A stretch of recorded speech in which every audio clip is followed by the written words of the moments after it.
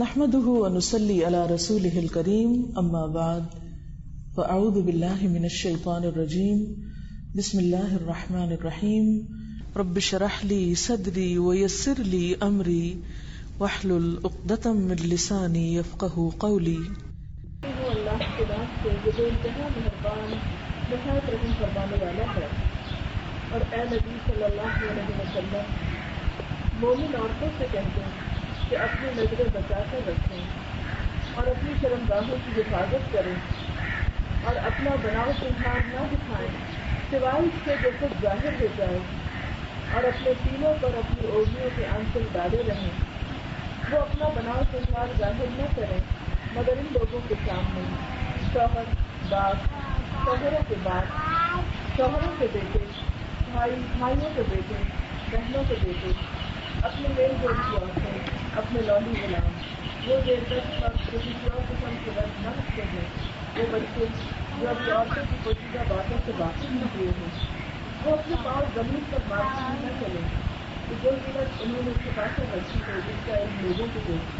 اے مومنوں، تم سب مل کر اللہ سے توبہ کرو، توقع ہے کہ تم فلاح پاؤ گے۔ موضوع خواتین، اس وقت میں نے آپ کے سامنے سورۃ النور کی آیت نمبر 31 پڑھی ہے۔ اس میں مومن عورتوں کو براہ راست خطاب ہے۔ آج صلی اللہ علیہ وسلم سے فرمایا جا رہا ہے وَقُلْ، آپ کہہ دیجیے، لِلْمُؤْمِنَاتِ مومن عورتوں سے آپ کہہ دیجیے سے مراد کیا ہے کہ یہ مرد کی ذمہ داری بنتی ہے کہ وہ عورت کو اس بات کا حکم دے، اور پھر خاص طور پر نبی صلی اللہ علیہ وسلم امت کی عورتوں کو جو ایمان لا چکی ہیں ان کو یہ بتائیں۔ ہم سب اس بات کا اچھی طرح دعویٰ کرتے ہیں اور اچھی طرح پہچانتے ہیں اس کو، ہم سب ایمان والی عورتیں ہیں، ہم اللہ تعالیٰ کو مانتے ہیں، نبی صلی اللہ علیہ وسلم کو اللہ کا رسول مانتے ہیں، سچا پیغمبر مانتے ہیں، ہم اس کتاب پر ایمان رکھتے ہیں کہ اس میں کوئی شک نہیں اور یہ ہماری ہدایت کے لیے آئی ہے۔ ہم قیامت کے دن کو بھی مانتے ہیں کہ ہمیں اس دنیا کے بعد واپس جانا ہے اور جا کر اپنے اپنے اعمال کا حساب دینا ہے۔ جب ہم یہ ساری چیزوں پر ایمان لے آتے تو ایمان نام ہوتا ہے عمل کا۔ ایمان کا مطلب صرف زبان سے بات کرنا نہیں ہے، کیونکہ بعض اوقات ہم سمجھتے ہیں کہ اگر ہم نے کوئی بات زبان سے کہہ دی تو یہ ہمارے لیے کافی ہو گئی۔ نہیں، کافی نہیں۔ ایمان جو ہے وہ دل کے یقین، زبان کے اقرار اور عمل کی تصدیق کا نام ہے۔ مثلاً اگر کوئی بچہ کہتا ہے مجھے بہت بھوک لگی ہے، بہت بھوک لگی ہے، آپ اسے کہتے کھانا کھا لو، تو وہ کہتا ہے کہ نہیں میں نے کھانا نہیں کھانا، تو آپ کیا کہیں گے؟ تم جھوٹ بول رہے ہو، اگر تمہیں بھوک لگی ہوتی تو تم کھانا ضرور کھاتے۔ اسی طرح اگر کوئی شخص یہ کہے کہ میرے سر میں بہت درد ہے اور آپ اس کو گولی کھانے کو دیں اور وہ کہے نہیں مجھے نہیں کھانی، تو آپ اس سے کیا مطلب لیں گے؟ کہ یہ سچ نہیں کہہ رہا تھا، یہ جو کہہ رہا تھا یہ غلط بیانی تھی۔ اسی طرح اگر کوئی شخص کہہ رہا ہے مجھے سردی لگی ہے اور آپ اس کو کپڑا اڑائیں، کمبل اڑائیں یا جرسی پہنائیں اور وہ کہنے نہیں مجھے جرسی نہیں پہننی لیکن ویسے مجھے سردی لگی ہے، تو آپ کہیں گے کہ یہ اس کے قول اور فعل میں تضاد ہے، یہ کہتا کچھ ہے کرتا کچھ ہے۔ بالکل اسی طرح کوئی بھی شخص جب زبان سے کچھ کہے اور عمل سے بات نہ مانے تو اس کا زبان سے کہا ہوا بھی سچ نہیں مانا جاتا، اس میں شک ہو جاتا ہے۔ یہی حال ہمارے ایمان کا ہے۔ اگر ہم زبان سے کہتے ہیں یہ کتاب سچی ہے تو اس کا مطلب کیا کہ جو یہ کہتی ہے وہ ہمیں ماننا ہے۔ پھر اگر ہم زبان سے کہتے ہیں کہ رسول اللہ صلی اللہ علیہ وسلم اللہ کے پیغمبر تھے تو جو انہوں نے ہم کو بتایا وہ ہمیں ماننا ہے، وہ کرنا ہے۔ تو اسی طرح صرف ہمیں قرآن پاک میں نماز کا حکم یا روزے کا حکم ہی نہیں ملتا بلکہ قرآن پاک میں ہمیں پردے کا حکم بھی ملتا ہے۔ اب یہاں پر کیا کہا جا رہا ہے آپ صلی اللہ علیہ وسلم کو؟ قل، آپ کہیے، کس سے؟ للمؤمنات، مومن عورتوں سے جو یہ دعویٰ کرتی ہیں کہ ہم اللہ کو مانتے ہیں، اللہ کی کتاب کو مانتے ہیں، پیغمبروں کو مانتے ہیں، تو اب وہ کیا کریں مان کر؟ یغضضن من ابصارہن، سب سے پہلا کام تو یہ کریں کہ اپنی نگاہوں کی حفاظت کریں۔ اپنی نگاہوں یعنی اپنی آنکھوں سے حرام چیزیں نہ دیکھا کریں۔ عورت کے لیے کیا دیکھنا منع ہے؟ اس میں دو چیزیں آتی ہیں۔ ایک تو یہ ہے کہ عورت کسی عورت کے سطر کی طرف نہ دیکھے، اور دوسری چیز اس میں آتی ہے کسی مرد کے سطر کی طرف نہ دیکھے، اور اسی طرح اس کی شکل کی طرف بلا ضرورت نہ دیکھے۔ اب آپ دیکھیں کہ بعضوں کا ہمارے یہاں کیا ہوتا ہے، عورتیں فل باڈی ویکسنگ کراتی ہیں۔ اب اس میں کیا ہے کہ ایک عورت کا سطر دوسری عورت کے سامنے کھلتا ہے جو کہ حرام ہے، اس طرح ایک عورت دوسری عورت کو ننگا نہیں دیکھ سکتی. یا یہ ہے کہ جیسے پہلے زمانے میں حمام ہوتے تھے تو عورتیں کٹھی نہا لیتی تھی، یا آج کل سوئمنگ پول وغیرہ پر عورتیں کٹھی بہت ہی شارٹ ڈریس میں اس میں گھس جاتی ہیں، تو یہ بھی ناجائز ہے. یعنی عورت کے لیے جائز نہیں کہ وہ دوسری عورت کے قابل شرم حصوں کو ننگا دیکھے، الا یہ کہ کوئی ڈاکٹر ہے تو اسے بیمار مریض کو دیکھنا ہے، یا بچے کی پیدائش کا وقت ہے تو اس وقت ضرورت کے تحت عورت کا سطر کھلتا ہے، اس کی تو گنجائش ہے. وہ بھی بلا ضرورت عورت کو ننگے نہیں چھوڑ دینا چاہیے، اس میں بھی احتیاط ضروری ہے. لیکن بلا وجہ ایسا ڈریس پہننا کہ جس سے عورت کی شیپ واضح ہو، یا مردوں کا ایسا ڈریس پہننا اور پھر عورت اس کو دیکھتی رہے، تو مرد کا سطر کیا ہے؟ یعنی یہ ناف سے لے کر یہ گھٹنے تک، یہ مرد کو بھی مرد کا نہیں دیکھنا چاہیے، اور اسی طرح عورتوں کو بھی ان حصوں میں تو بالکل باپ بھائی کی بھی نظر نہیں ڈالنی چاہیے. لیکن جو غیر محرم ہے، نان محرم ہے، ان کے بھی چہرے کی طرف گھور کے نہیں دیکھنا چاہیے، اور پھر بری نظر سے نہیں دیکھنا چاہیے. یعنی بری نظر سے مراد کیا ہے کہ جہاں کوئی اٹریکشن پیدا ہو جائے اور دل میں برا خیال آنے لگے، یا کوئی بے حیائی کا خیال دل میں آئے. اب یہ کون کس کو بتائے گا؟ کوئی نہیں کسی کو بتا سکتا. یہ ہر کوئی خود ہی اپنے آپ کو دیکھ سکتا ہے کہ میں کسی چیز کی طرف دیکھ رہی ہوں تو میرا یہ دیکھنا کیسا ہے. بعض اوقات یہ ہوتا ہے کہ ہم کسی آدمی کو سامنے تو نہیں دیکھتے، لیکن تصویروں کو گھور گھور کے دیکھتے رہتے ہیں. تو کسی تصویر کی طرف بھی اس طرح سے نہیں دیکھنا چاہیے. پھر اسی طرح ٹیلی ویژن وغیرہ میں جب ڈرامے لگتے ہیں یا اور اس طرح کی چیزیں لگتی ہیں تو اس میں بھی ایک سرسری نگاہ ڈالنے پہ حرج کوئی نہیں ہے. یا کسی دکاندار سے آپ کچھ خرید رہی ہیں تو ذرا آپ پہچانے کی کس سے لے رہی ہیں کہ اگر کل واپس کرنی پڑی تو آپ کو پہچان ہونی چاہیے، وہ اس حد تک تو ٹھیک ہے. لیکن اس سے آگے بڑھ کر اگر آپ اس سے ہنس ہنس کے بات شروع کر دیں، یا اس کو ٹیڑھی نظروں سے دیکھیں، یا ناز و ادا کی نظر سے کوئی عورت دیکھے کسی مرد کو کہ جس سے مرد بھی فتنے میں پڑ جائے اور اس کے دل میں بھی برے خیال پیدا ہو، تو اس سے منع کیا گیا ہے. اچھا ایک بات یاد رہے کہ یہ حکم صرف عورتوں کو نہیں دیا جا رہا، اس سے پہلے آیت نمبر 30 میں مردوں کو بھی یہی حکم دیا گیا، قل للمؤمنین یغضوا من ابصارہم، کہ مومن مردوں سے کہیے کہ اپنی نگاہیں بچا کے رکھیں. یعنی مردوں کو بھی ایسے ہی حکم ہے کہ وہ عورتوں کی طرف گھور گھور کے نہیں دیکھیں، بری نظر سے نہیں دیکھیں، الا یہ کہ ضرورتاً جو دیکھنا پڑے وہ اور بات ہے. دوسری بات یہ کہ وَيَحْفَظْنَ فُرُوجَهُنَّ، اور وہ اپنی شرمگاہوں کی حفاظت کریں، یعنی زنا سے پرہیز کریں. وَلَا يُبْدِينَ زِينَتَهُنَّ، اور اپنی زینت یا حسن یا اپنی خوبصورتی کو ظاہر نہ کیا کریں، الا ما ظہر منہا، مگر یہ کہ جو خود ظاہر ہو جائے، مثلا کہیں جا رہے ہیں تو دوپٹہ اڑ گیا یا کوئی چیز اچانک کھل گئی تو وہ اور بات ہے. وَلْيَضْرِبْنَ بِخُمُرِهِنَّ عَلَى جِيُوبِهِنَّ، اور خاص طور پر اپنا جو سر کا کپڑا ہے جسے خمار کہتے ہیں اس کو سینے پہ بھی ڈالیں. بعض لوگ کہتے ہیں نا کہ کہاں لکھا قرآن میں سر ڈھانکو، تو یہاں یہ جو لفظ ہے خمرہن، خمار کی جمع، خمار کا لفظی مطلب ہی دوپٹہ ہے، سر کا کپڑا ہے. جیسے قمیض جسم کے اوپر کے حصے میں پہنتے، شلوار نیچے کے حصے میں پہنتے ہیں، تو دوپٹہ جو ہے یہ گلے کا کپڑا نہیں ہے، دوپٹہ سر کا کپڑا ہے. تو حکم یہ دیا جا رہا ہے کہ سر کا کپڑا جو ہے وہ یہ نہیں کہ سر پہ لے کے مردوں کی طرح ٹوپی پہن لیں، اس طرح نہیں اوڑے، بلکہ اس کو سینے تک لائیں، سینہ بھی اس میں ڈھانپیں. وَلْيَضْرِبْنَ بِخُمُرِهِنَّ عَلَى جِيُوبِهِنَّ وَلَا يُبْدِينَ زِينَتَهُنَّ إِلَّا لِبُعُولَتِهِنَّ، اور اپنی زینت کو ظاہر نہ کریں، اپنی حسن کو نمایاں نہ کریں مگر اپنے شوہروں کے سامنے. یعنی عورت کی خوبصورتی کا سب سے زیادہ مستحق اس کا شوہر ہے. یعنی اس کے سامنے وہ اپنے جیسا چاہے خوبصورت سے خوبصورت انداز اختیار کر سکتی ہے، اچھے سے اچھا لباس پہن سکتی ہے، اچھے سے اچھا زیور پہن سکتی ہے، جو کسی کی حیثیت ہے، توفیق ہے، جو بھی اس کے پاس مال و متاع ہے، وہ اس سے جو بھی زیب و زینت کرے وہ اپنے شوہر کے لیے کرے. اب ظاہر ہے کہ جب زیب و زینت کرتے ہیں تو صرف شوہر ہی تو گھر میں نہیں ہوتا، باپ بھائی بیٹے وغیرہ بھی ہوتے ہیں. تو اب یہ ہے کہ اس کی اجازت دی گئی کہ جو محرم رشتہ دار ہیں جن سے شادی نہیں ہو سکتی، ان کے سامنے اگر عورت اچھے خوبصورت لباس میں آ گئی ہے یا زیور پہنا ہوا ہے، جیسے دلہن بنی ہوئی ہے، باپ دیکھ رہا ہے یا بھائی دیکھ رہا ہے، اس میں حرج نہیں ہے. سینہ پھر بھی ڈھکا ہوا ہونا چاہیے، اور اسی طرح کپڑے بہت ٹائٹ یا فٹ نہیں ہونے چاہیے کہ اس میں بھی کوئی بے حیائی کا عنصر نہ ہو. اور پھر کون کون اس میں آتے ہیں؟ محرم رشتہ داروں میں شوہر آتے ہیں، باپ آتے ہیں، سسر آتے ہیں، بیٹے آتے ہیں، پھر بھانجے آتے ہیں، پھر اپنے شوہروں کے فتیلے بیٹے آتے ہیں، پھر اپنے بھائی آتے ہیں، پھر بھتیجے آتے ہیں، بھانجے آتے ہیں، اور پھر اپنے میل جول کی عورتیں. میل جول کی عورتیں سے مراد ایسی عورتیں ہیں کہ جن سے کوئی ایسا خوف خطرہ نہ ہو کہ جو ان کو ورگلائیں یا بری طرف لے جائیں. اچھا، عورتوں میں بھی بعض عورتیں ایسی دیکھی گئی ہیں کہ جو عورتوں کو یا تو برائی کی طرف بہکاتی ہیں یا لے جاتی ہیں یا ان سے ایسی دوستیاں کر لیتی ہیں کہ جس سے بے حیائی کا عنصر نکلتا ہے. یہ چیز بھی ہمارے دین میں منع ہے. یعنی عورت کو بھی عورت سے جو تعلق ہے اس کے اندر ایک لمٹ بتائی گئی ہے. جو دوستی ہے اس کے اندر بھی ایک لمٹ بتائی گئی ہے. یہ نہیں کہ عورت جو ہے وہ عورت کے سامنے بالکل ہی اپنا سطر وغیرہ بھی کھول دے اور یہ کہے یہ تو اپنا ہی جان پہچان کے لوگ ہیں، اس سے کیا فرق پڑتا ہے، اور اتنے باریک کپڑے پہنے ہو کہ نیچے کے گارمنٹس بھی نظر آنے لگے. ایسے ڈریس عورت کے سامنے بھی پہننے کی اجازت نہیں ہے. اور پھر فرمایا او ما ملکت ایمانہن، یا ان کے جو غلام پہلے زمانے میں خریدے جاتے تھے کہ وہ پھر اپنے مالکہ کو کوئی نقصان نہیں دے سکتے تھے، تو ان لوگوں کا حکم اور ہے.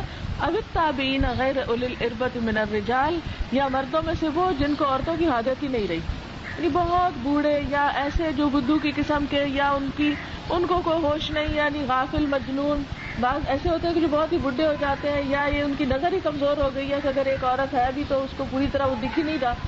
تو ایسے مرد اگر نوکر بھی ہو یا ویسے کوئی رشتے میں ہو، بے شک محرم نہیں ہے، تب بھی اگر کوئی آیا ہے بڑا بزرگ تو اس میں وہ پردے کا حکم نہیں جس طرح کے باقیوں کے ساتھ ہوگا. اب الطفل الذین لم یظہروا علی عورات النساء، یا وہ چھوٹے بچے جن کو ابھی عورتوں کی چھپی ہوئی باتیں نہیں پتہ چلی. چھپی ہوئی باتوں سے کون سی باتیں ہیں؟ جیسے عورت کے پیریڈ مینسز وغیرہ کی بات ہے، یا عورت کے جو حسن سے ایک اٹریکشن شروع ہو جاتی ہے لڑکوں کو وہ، یا اسی طرح پریگنینسی وغیرہ کی باتیں، یا عورت کے سطر کے بارے میں. یعنی عورت کے اندر اٹریکشن جب تک نہ ہو لڑکے کی، وہ اس وقت تک تو ٹھیک ہے، لیکن ذرا بھی بڑا ہو. اور عام طور پر بڑا ہونے کی پہچان جو آواز کا بدلنا ہے. یعنی لڑکوں کی جو ہی آواز بدلتی ہے عام طور پر تو اس سے بلوغت کے علامات شروع ہو جاتی. پھر ایسے لڑکوں کے سامنے بھی اپنی زینت نہیں کھولی جا سکتی. وَلَا يَضْرِبْنَ بِأَرْجُلِهِنَّ، اور اپنے پاؤں مارتی ہوئی نہ چلیں. یعنی خاص طور پر عورت کو پاؤں مار کے چلنے سے منع کیا گیا. جیسے بہت ہیل والی ایسی جوتی کی ٹک ٹک کر کے پورے بازار کی توجہ جو ہے وہ اپنی طرف کر دے، یا یہ ہے کہ وہ اچھل اچھل کے چلے یا بھاگ دوڑ کے دم دم کر کے چلے، تو یہ درست نہیں ہے. کیونکہ اس سے کیا ہوتا ہے، جب عورت بہت بھاگ کے چلتی ہے اس طرح، تو وہ اس کا سارا جسم ہی جو ہے وہ اس کے جو چھپے ہوئے حصے ہیں، مثلا آپ دیکھیں کہ عموماً سینہ کپڑے وغیرہ سے ڈھک جاتا ہے، لیکن اگر عورت بھاگنا شروع کر دے تو آپ دیکھیں گے اس کے اگلا پچھلا حصہ ہل ہل کے تو پھر وہ نمایاں ہونے لگ جائے گا. اس لیے اس سے بھی منع کیا گیا. اسی لیے آپ دیکھتے ہیں کہ جب حج عمرے سے جاتے ہیں تو وہاں بھی جو صحیح کا حصہ ہے اس میں جہاں مرد بھاگتے ہیں تو عورتوں کو منع کیا گیا ہے کہ اس میں بھاگ کے نہ چلیں. کیونکہ اگر وہ بھاگیں گی تو ایک تو یہ ہے کہ چوڑیاں وغیرہ چمکیں گی، یا اور کوئی ایسی چیز پہنی ہوئی ہے، یا یہ کہ اگر حجاب بھی اوڑا ہوا تو وہ اڑ کے کہیں جائے گا، یا جسم کے جو شرم والے حصے ہیں وہ مردوں کے سامنے آئیں گے. تو اس چیز سے منع کیا گیا ہے. پھر اس کے بعد فرمایا کہ وَلَا يَضْرِبْنَ بِأَرْجُلِهِنَّ لِيُعْلَمَ مَا يُخْفِينَ مِنْ زِينَتِهِنَّ وَتُوبُوا إِلَى اللَّهِ جَمِيعًا أَيُّهَا الْمُؤْمِنُونَ، اور سب مل کر توبہ کرو اے مومنو تاکہ تم فلاح پاؤ، لعلکم تفلحون. یعنی حکم آ گیا ہے، عمل کر لیا ہے، پھر اس کے باوجود جو پچھلے گناہ ہو چکے ہیں ان پہ توبہ کر لو تاکہ قیامت کے دن حساب نہ دینا پڑے. پھر اسی طرح سورۃ النور کی ایک اور آیت ہے، آیت نمبر 60، وَالْقَوَاعِدُ مِنَ النِّسَاءِ اللَّاتِي لَا يَرْجُونَ نِكَاحًا فَلَيْسَ عَلَيْهِنَّ جُنَاحٌ أَن يَضَعْنَ ثِيَابَهُنَّ غَيْرَ مُتَبَرِّجَاتٍ بِزِينَةٍ وَأَن يَسْتَعْفِفْنَ خَيْرٌ لَهُنَّ وَاللَّهُ سَمِيعٌ عَلِيمٌ. اور جو عورتیں جوانی سے گزری بیٹھی ہوں، نکاح کی امیدوار نہ ہوں، وہ اگر اپنی چادریں اتار کر رکھ دیں تو ان پہ کوئی گناہ نہیں، بشرطے کہ زینت کی نمائش کرنے والی نہ ہوں. بوڑھی عورتوں کو بھی زینت کی نمائش سے منع کیا گیا ہے، تاہم وہ حیاداری برتے تو ان کے حق میں اچھا ہے، اور اللہ سب کچھ سنتا اور جانتا ہے. یہاں سے کیا بات پتہ چلتی ہے کہ عورت پر یہ جو پردے کی پابندی، اپنے آپ کو چھپانے کی پابندی ہے، یہ کب اس سے دور ہوتی ہے؟ جب عورت بیٹھ جاتی، یعنی چلنے پھرنے کے قابل نہیں رہتی. عموماً بیٹھتی کب ہے؟ جب ارتھرائٹس وغیرہ ہو جاتا ہے، ہاتھ پاؤں ٹیڑھے ہونے لگتے ہیں، آنا جانا باہر گھومنا پھرنا بازاروں میں اس کا ختم ہو جاتا ہے. اب یہ ہے کہ بیٹھی ایک جگہ، اگر باہر سے کوئی رشتہ دار یا کوئی جان پہچان کے لوگ آ بھی گئے تو بیمار بھی ہے تو ضروری نہیں کہ اپنے اوپر ہر وقت اب چادر ہی بڑی اوڑھ کر رکھے، اب وہ اتار کے بھی رکھ سکتی ہے، چھوٹے دوپٹے میں بھی اس کا گزارا ہو جائے گا. اور ویسے بھی آپ نے دیکھا ہوگا کہ جو ڈھلنے لگتی ہے عمر اور جب بہت بڑھاپا آ جاتا ہے تو سینہ وغیرہ جو ہے اس میں بھی وہ نمائش نہیں رہتی، اور باقی حصے بھی جسم کے اس طرح خوبصورت نہیں رہتے. نہیں، اس میں آپ نے دیکھا کہ اسکن سکڑ جاتی، اٹریکشن نہیں باقی رہتی. تو جب عورت کے اندر خوبصورتی یا اٹریکشن باقی نہ رہے تو پھر کیا حکم دیا گیا کہ پھر کوئی بات نہیں کہ وہ اپنی چادر جو ہے وہ اتار دے جو سطر کے لیے پردے کے لیے اس نے اپنے اوپر اوڑھی تھی، لیکن غیر متبرجات بزینہ، زینت کی نمائش یا تبرج اب بھی نہیں کر سکتی. یعنی یہ نہیں کہ بوڑھی عورت ہے اور اگر بعض عورتیں ایسی تھیں کہ ٹھیک ہے 60-70 سال کی عمر کو پہنچا، بڑھاپا آ گیا، بیٹھ گئے گھر میں، اب آنا جانا، ریٹائر ہو گئے اگر کہیں جاب کر رہے ہیں فار ایگزامپل، کیونکہ قواعد کا لفظ جو ہے نا یہ ریٹائرمنٹ کے لیے بھی استعمال ہوتا ہے. قاعدہ کا معنی ہوتا ہے بیٹھ جانا، بس ریٹائرمنٹ کے بعد پھر وہ ہل چل آنا جانا، وہ ایک آرام کی زندگی شروع ہو جاتی ہے. تو اس میں بھی بعض لوگوں کی عمر جو ہے وہ اتنی پتہ نہیں چلتی، دکھتی نہیں ہے. اسے 60-65 سال کی بھی عورت ہے تو وہ ایک طرح سے نوجوان ہی دکھتی ہے. ریئر کیسز میں ہوتا ہے لیکن ہوتا ہے ایسے بھی. تو فرمایا کہ اس صورت میں اس کو اجازت نہیں ہے کہ وہ محض یہ دیکھے کہ میری شادی تو ہو نہیں سکتی تو میں اپنا حجاب اتار دوں، نہیں، اس کو بھی حیا برتنے کا حکم دیا گیا ہے. پھر اس کے بعد ہم دیکھتے ہیں کہ اگلی آیت ہے سورۃ الاحزاب کی آیت نمبر 33. اس میں اللہ سبحانہ وتعالیٰ فرماتے ہیں وَقَرْنَ فِي بُيُوتِكُنَّ وَلَا تَبَرَّجْنَ تَبَرُّجَ الْجَاهِلِيَّةِ الْأُولَى وَأَقِمْنَ الصَّلَاةَ وَآتِينَ الزَّكَاةَ وَأَطِعْنَ اللَّهَ وَرَسُولَهُ إِنَّمَا يُرِيدُ اللَّهُ لِيُذْهِبَ عَنْكُمُ الرِّجْسَ أَهْلَ الْبَيْتِ وَيُطَهِّرَكُمْ تَطْهِيرًا. اپنے گھروں میں ٹک کر رہو اور پچھلے دور جاہلیت کسی سجدج نہ دکھاتی پھرو، نماز قائم کرو، زکوٰۃ دو، اللہ اور اس کے رسول کی اطاعت کرو صلی اللہ علیہ وسلم. اللہ تعالیٰ تو یہ چاہتا ہے کہ تم اہل بیت سے گندگی کو دور کر دے اور تمہیں پوری طرح پاک کر دے. یہ آیت جو ہے بنیادی طور پر ازواج مطہرات کے لیے اتری تھی، نبی صلی اللہ علیہ وسلم کی بیویوں کے لیے، ان کو اس میں حکم دیا گیا.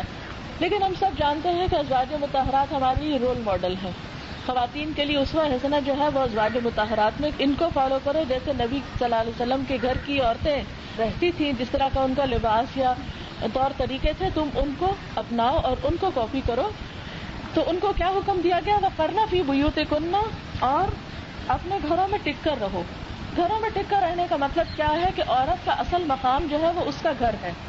لیکن اس کا یہ مطلب نہیں کہ وہ گھر سے کبھی نکل ہی نہیں سکتی، ضرورت کے تحت نکل سکتی. جیسا کہ ایک حدیث میں آتا ہے بے شک اللہ تعالیٰ نے تم عورتوں کو اجازت دی ہے کہ تم اپنی ضروریات کے لیے گھر سے نکل سکتی ہو. لیکن اگر گھر سے ضرورت کے لیے نکلنا پڑے تو پھر کیا نہیں کرنا؟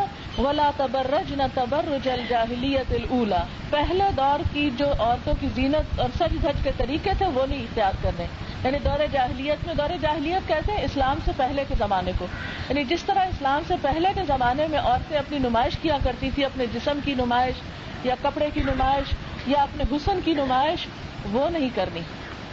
اب آپ دیکھیں نا، عورت کو شو پیس تو ہے نہیں، ٹھیک ہے، اپنے شوہر کے لیے سجتی بنتی ہے، وہ اس کو خوش کرتی ہے، وہ اس کو خوش کرتا ہے، وہ تو ایک اور تعلق اللہ تعالیٰ نے رکھا ہے. لیکن جو عورت کا حسن یا اس کا لباس یا زیور اس کے شوہر کے لیے یا اس کی خوشی کے لیے ہے، وہ ہر مرد کے لیے نہیں ہے. کیوں؟ اس لیے کہ اس مرد نے تو اس کو پروٹیکشن دی ہے، عزت دی ہے، وہ اس کا عزت کا رکھوالا ہے، وہ اس کے گھر میں ہے، وہ اس کی ایک حرمت ہے. لیکن دوسرے مرد جو ہیں وہ عورت پر اس طرح عزت کی نظر نہیں ڈال سکتے. یعنی بازار میں پھرنے والے مرد جو ہیں وہ ہر عورت کو پھر عزت کی نگاہ سے نہیں دیکھ سکتے، اور عورت کے حسن سے اگر ان کے جذبات پہ اثر پڑتا ہے تو اس کی ذمہ داری بھی پھر عورت قرار پائے گی. اس لیے مسلمان عورت کو اللہ نے حکم دیا کہ وہ اپنی زیب و زینت کی نمائش نہ کرے اور نماز قائم کرے اور زکوٰۃ ادا کرے. اچھا، یہ جو نماز کی بات ہے یہ تو بہت دلچسپ بات ہے کہ عام طور پر ہم نماز کیوں نہیں پڑھ سکتے؟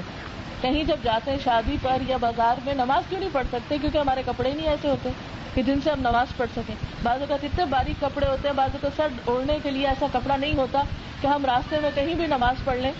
بعض اوقات یہ ہوتا ہے کہ ہم نے ایسا میک اپ یا ایسا سب کچھ کیا ہوتا ہے کہ اس کو اتار کے ہمیں بہت شرم آتی ہے کہ اگر ہم منہ دھو لیں گے تو سب کے سامنے اصلیت نظر آ جائے گی. اس لیے اب گھر جا کے ہی پڑھیں گے نماز بھی اگر سب اتار کے، تو اب شادی پارٹی میں تو یہ سب برا لگے گا. تو اس لیے عموماً ہم پھر فرائض بھی ادا نہیں کر پاتے.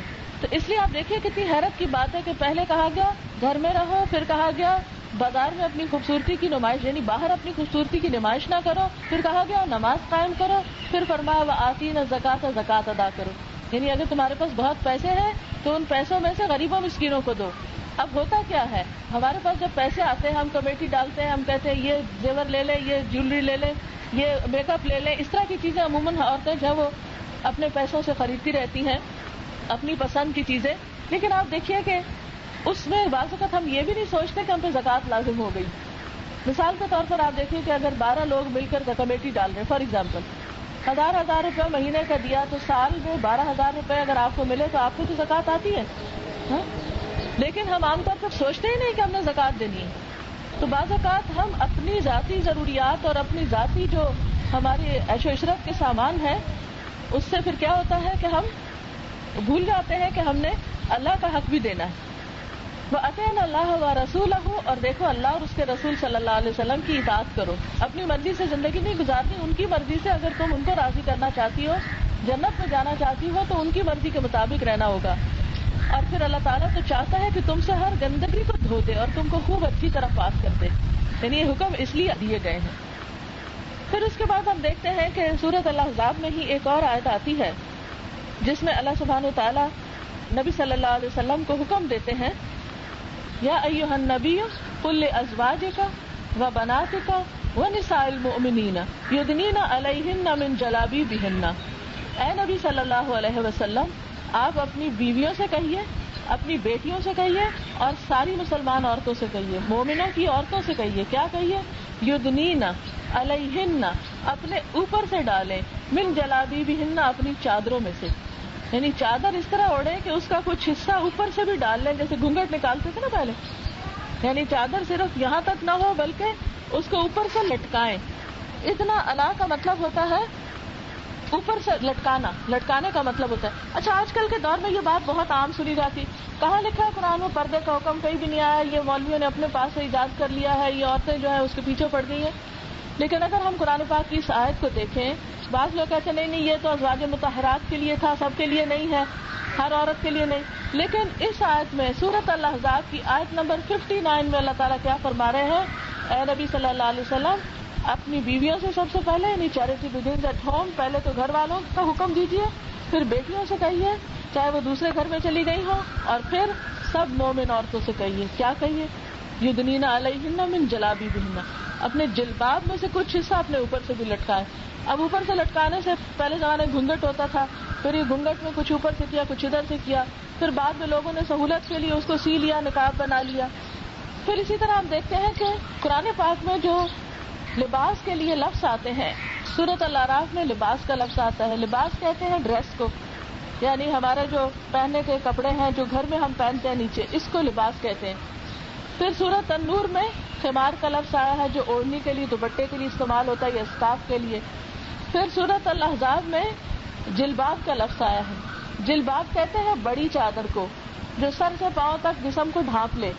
جلباب گھر میں نہیں پہنا جاتا، جلباب گھر سے باہر کا ڈریس ہوتا ہے. جب ایک مسلمان عورت گھر سے باہر جاتی ہے تو اس وقت اپنے آپ کو کور کر کے نکلنا ہوتا ہے، اور اس میں سے کچھ حصہ جو ہے اپنے اوپر سے لٹکا لیں. اب یہ جو آج کل کا طریقہ، ضروری نہیں کہ اس طرح کا ہی برقع پہنا جائے. آپ بڑی چادر لے کے سر سے پاؤں تک ڈھانک کے اس میں سے کچھ اوپر سے کھینچ لیں، کچھ نیچے سے کر لیں. جیسے آپ نے دیکھا ہوگا ایرانی عورتوں کا ایک خاص طریقہ ہوتا ہے، وہ گول سی بڑی سی چادر لیتی ہیں، یہاں سے بھی کیا ہوتا ہے، یہاں سے بھی کیا ہوتا ہے، بس تھوڑا سا بیچ میں سے منہ کھلا ہوتا ہے. سعودی عرب میں اگر آپ کبھی عمرہ حج وغیرہ گئے تو وہاں کی عورتیں جو ہے وہ بھی نیچے سے پہلے دوپٹہ لیتی ہیں، پھر اوپر سے یہ والا جو ہمارا تو یہ اوپر نکلا ہوا نا، تو وہ نیچے والا جو ہے جلباب اس کو یہاں سے اوپر سے پھر لاتی ہیں. یہ خیر سٹائل تو ہر ایک کے اپنے اپنے فرق ہیں، لیکن اس میں کوئی شک کی بات نہیں ہے، قرآن کا حکم ہے. اور آپ خود بھی کھول کے پڑھ سکتے ہیں سورۃ الاحزاب، اس میں واضح طور پر آتا ہے نبی صلی اللہ علیہ وسلم کی بیویوں، بیٹیوں اور ساری مومن عورتوں کے لیے حکم ہے. جب ہم ایمان لے آئے، اللہ کی کتاب کو سچا مانتے ہیں، تو پھر ہمیں اس حکم پر عمل بھی کرنا چاہیے.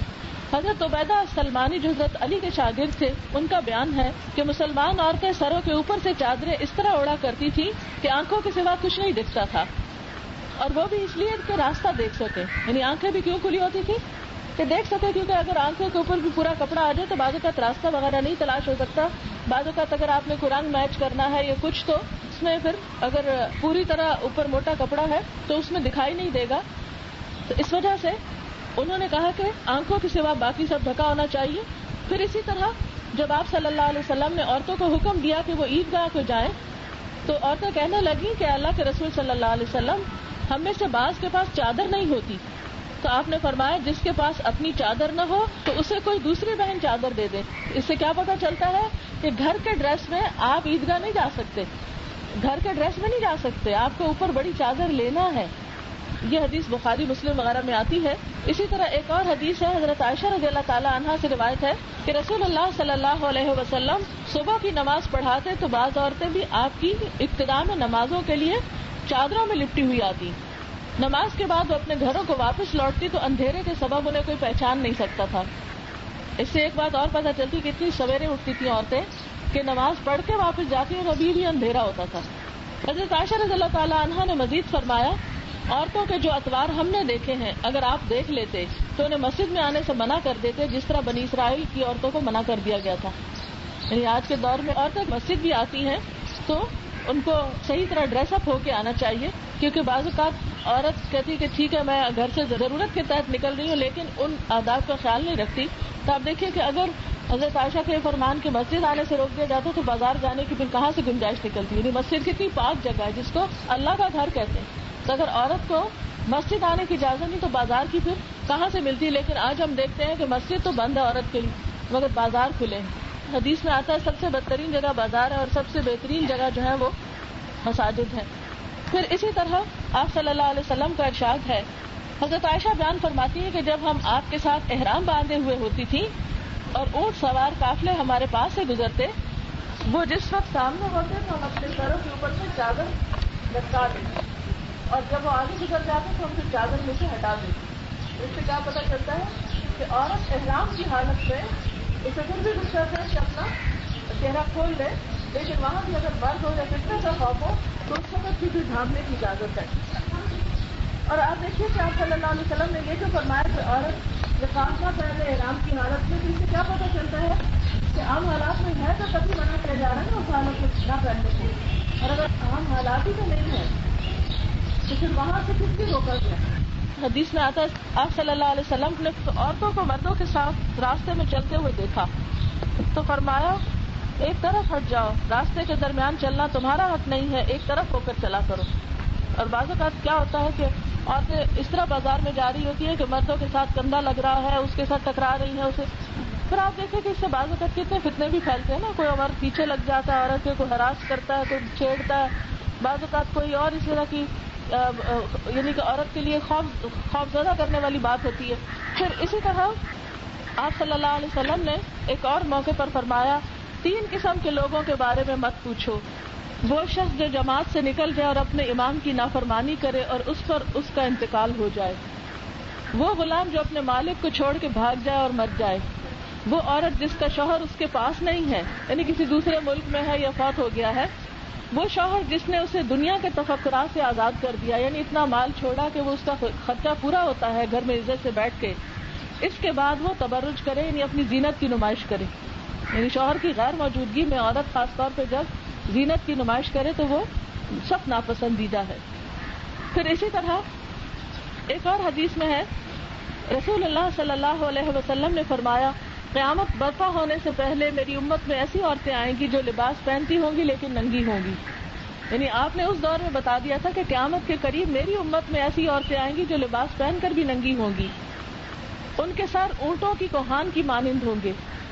یعنی بعض اوقات بیک کومنگ اتنی کرتے ہیں, یہ جوڑا بنا کے بالکل اوپر اس طرح جیسے اونٹ کا سر کے وہ گردن کے بعد وہ کوہان ہوتا ہے نا ابھرا ہوا, فرمایا کہ ان کے سر اونٹ کی کوہان کی طرح ہوں گے. آج بھی ہم عورتیں بعض اوقات اسی لیے دوپٹہ وغیرہ نہیں اوڑھتی کہ بال خراب ہوتے ہیں. جب تم ان عورتوں کو دیکھو تو ان پہ لعنت برساؤ, اس لیے کہ وہ عورتیں لعنت کی مستحق ہیں. یہ عورتیں جنت میں داخل نہ ہو سکیں گی, جنت کی خوشبو نہ پا سکیں گی, حالانکہ جنت کی خوشبو سینکڑوں میل کی دوری سے محسوس ہوگی. یہ کتنا سخت حکم ہے عورت کے لیے. اور یہاں پر یہ جو خاص طور پر فرمایا نا کہ نساء کاسیات عاریات, ایسی عورتیں جو لباس پہن کر بھی ننگی ہو رہی ہوں. ایک دوسری روایت میں آتا ہے مائلات ممیلات, وہ عورتیں جو مردوں کو اپنی طرف مائل کریں اور خود ان پہ ریجھ جائیں, یعنی خاص طور پر ان کی مذمت کی گئی. پھر اسی طرح ایک مرتبہ آپ صلی اللہ علیہ وسلم نیند سے بیدار ہوئے, آپ کے چہرے کا رنگ اڑا ہوا تھا اور رونگٹے کھڑے تھے, یعنی کوئی خواب دیکھا کہ جس سے آپ بہت پریشان اٹھے. آپ نے فرمایا سبحان اللہ, آج میں نے خواب میں کتنے بڑے بڑے خزانے دیکھے جو میری امت کے لیے کھول دیے گئے اور کتنے فتنے بھی اتار دیے گئے. حجرے والیوں کو جگاؤ کیونکہ دنیا میں بہت سی کپڑے پہننے والیاں قیامت کے دن ننگی ہوں گی, کیونکہ انہوں نے صحیح طرح جسم دنیا میں بھی نہیں ڈھانکا ہوگا, تو وہاں قیامت میں بھی ان کو کپڑا نہیں ملے گا. جہاں ساری دنیا ہوگی اور حضور صلی اللہ علیہ وسلم بھی ہوں گے. یعنی ایک طرح سے کتنے رسوائی کی بات ہے نا.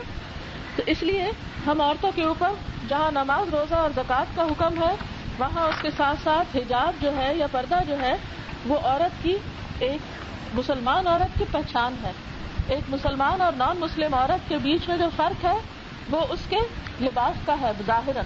باطن میں تو ایمان دل میں آ رہے کہ وہ تو اللہ ہی بہتر جانتا ہے اور الحمدللہ سب کے پاس ہوتا ہے, لیکن اندر کا ایمان کیا چاہتا ہے کہ باہر بھی نظر آئے. اس لیے ہمیں یہ تو یاد رکھنا چاہیے کہ یہ اللہ کا حکم ہے.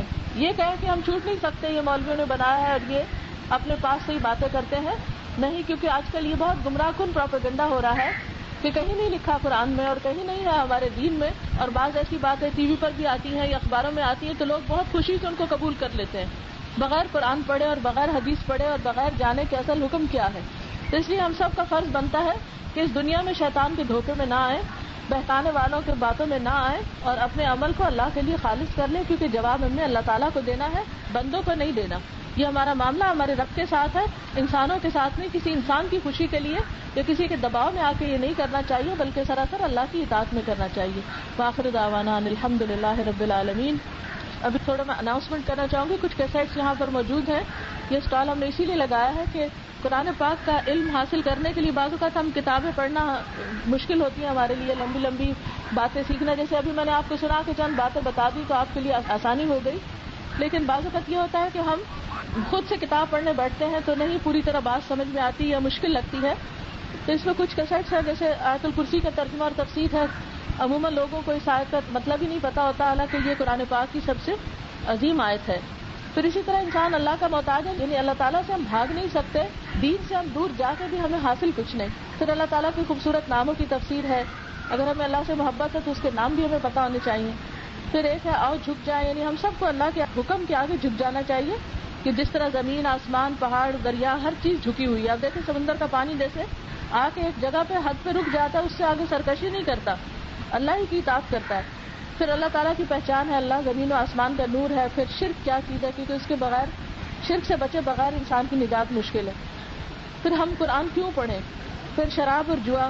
پھر آگ سے بچاؤ خود کو اور گھر والوں کو, یعنی اولاد کی تربیت وغیرہ کے بارے میں. پھر درود شریف ہے, اس کی فضیلت کیا ہے. پھر مسنون دعائیں ہیں. پھر سنت کی کیا اہمیت ہے. پھر نماز کیا سکھاتی ہے, نماز فرض ہے. پھر اسی طرح نماز میں خشوع کیسے. بہت سے لوگ کہتے ہیں ہمیں نماز میں خشوع نہیں آتا, خیالات بہت آتے ہیں, تو اس میں اس کو اچھی طرح ڈسکس کیا, پتہ نہیں اویلیبل ابھی ہے کہ نہیں, لیکن بہرحال. پھر اسے جادو کی حقیقت. پھر عدل, احسان, صلہ رحمی, رشتہ داروں کے ساتھ اچھے سلوک کے بارے میں ہے کہ اس کا کیا فائدہ ہے. پھر خواب آتے ہیں, پریشان ہوتے ہیں, نہیں سمجھ میں آتی کہ کیا کریں. پھر اسی طرح دوستی کا تصور کیا. پھر غیبت, بدگمانی اور تجسس کے بارے میں ہے, کیونکہ یہ بھی ہمیں بہت برائی ہوتی ہے, عام طور پر پیٹھ پیچھے بیٹھ کے لوگوں کو ڈسکس کرتے ہیں. پھر طہارت اور پاکیزگی کے مسائل ہیں, کیونکہ بعض اوقات ہمیں نہیں پتا ہوتا وضو کب ٹوٹ گیا, پیریڈز کب ختم ہو, نہائے کب, اس طرح کے مسئلے مسائل ہیں. پھر اسی طرح حقوق العباد کے بارے میں ہے. کچھ کارڈ بھی ہیں دعاؤں کے. اور اس کے علاوہ یہ کہ آج کل صبح روزانہ تعلیم القرآن جو ہے لفظی ترجمے اور تفسیر کا پروگرام FM 100 ریڈیو سے صبح 6:40 سے لے کے 7:10 تک آتا ہے. صبح آپ نماز تلاوت کے بعد اگر لگا لیں اور اپنے قرآن پاک کے ساتھ اس کو پڑھتے جائیں تو انشاءاللہ روز کا آدھا گھنٹہ کرتے کرتے آپ انشاءاللہ قرآن پاک کو اچھی طرح سمجھ لیں گے. تو اللہ تعالیٰ ہمیں عمل کی توفیق عطا فرمائے. ابھی ہم دعا کرتے ہیں. سبحان اللہ والحمد للہ ولا الہ الا اللہ واللہ اکبر ولا حول ولا قوة الا باللہ العلی العظیم. اللہم صل علی محمد وعلی آل محمد کما صلیت علی ابراہیم وعلی آل ابراہیم انک حمید مجید. اللہم بارک علی محمد وعلی آل محمد کما بارکت علی ابراہیم وعلی آل ابراہیم انک حمید مجید. ربنا آتنا فی الدنیا حسنۃ وفی الآخرۃ حسنۃ وقنا عذاب النار. ربنا لا تزغ قلوبنا بعد إذ هديتنا وهب لنا من لدنك رحمة إنك أنت الوهاب. ربنا هب لنا من أزواجنا وذرياتنا قرة أعين واجعلنا للمتقين إماما. یا حی یا قیوم برحمتک نستغیث. یا اللہ پاک تو ہم سب کو اس راستے پہ چلا جو تیرا پسندیدہ راستہ ہے. ہمارے دل میں اپنی محبت پیدا کر دے, اپنے اس کتاب کی محبت پیدا کر دے, ہمیں اس کا بہترین علم عطا فرما. یا اللہ ہمارے غموں دکھوں اور پریشانیوں کو دور فرما. یا رب العالمین تو ہماری اولاد کو ہدایت عطا فرما, انہیں نیکی کی توفیق عطا فرما, انہیں دنیا اور آخرت کی کامیابی عطا فرما. یا اللہ جو لوگ بھی دین کے راستے میں ایک دوسرے کے مددگار ہیں, یا اللہ مسلمانوں کے دلوں کو باہم جوڑ دے. یا رب العالمین اس گھر پر اپنی خیر و برکت نازل فرما. جو بہنیں آئی ہیں اللہ ان کی ساری حاجات اور ضروریات پوری فرما. ہم سب کو اپنی رحمت سے ڈھانپ لے, سب بیماروں کو صحت کاملہ دے, سب دکھی لوگوں کے دکھ دور فرما دے. یا رب العالمین ہمارے سب کی پریشانیاں دور کر دے.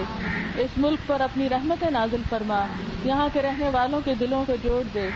یا رب العالمین تو ہم سب کو دنیا اور آخرت کی کامیابی عطا کر, ہماری قبروں کو روشن کر دینا, ہمیں جنت الفردوس میں جگہ عطا فرمانا. ربنا تقبل منا انک انت السمیع العلیم وتب علینا انک انت التواب الرحیم. وصلی اللہ تعالی علی خیر خلقہ محمد وعلی آلہ واصحابہ واہل بیتہ اجمعین برحمتک یا ارحم الراحمین. الہی آمین.